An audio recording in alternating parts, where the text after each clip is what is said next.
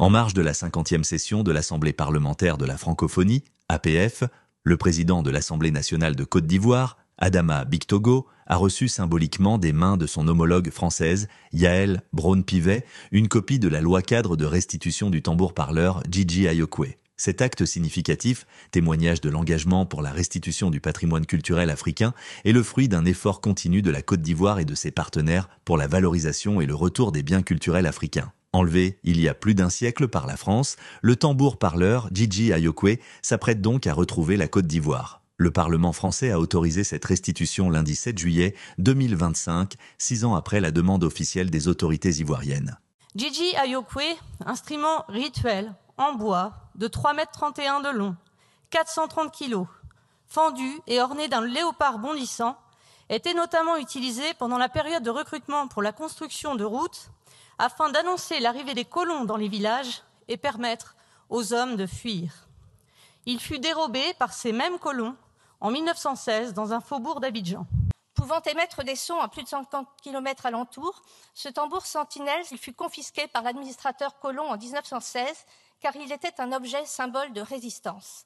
Mais au-delà de cette vocation utilitaire, le tambour Gigi Ayokwe avait une signification anthropomorphique puisqu'il était considéré comme un être humain, somme de tous les ancêtres partis, et était le symbole de la puissance de la communauté.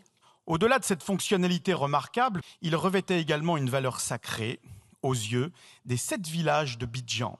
Son retour était demandé depuis longtemps par les Hatchans, puisque la revendication tribale est devenue une revendication nationale, à moment de l'indépendance, sans avoir été satisfaite jusqu'au jour présent.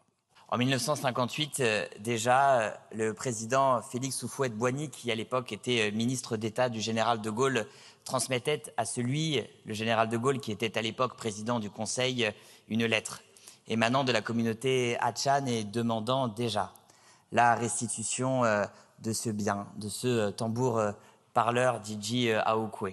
Mais il s'agit bien là de la remise d'un bien qui porte en lui tous les stigmates de la violence coloniale. Car en confisquant ce bien en 1916 par le colon Simon, lorsque ce bien a été confisqué, c'est bien toute l'âme du peuple Hatchan qui a été confisquée. Le retour du tambour Gigi Ayokwe à la Côte d'Ivoire sera le témoin de notre prise de conscience de la valeur symbolique de cet objet, pour renouer des fils brisés lors de son arrachement à sa communauté.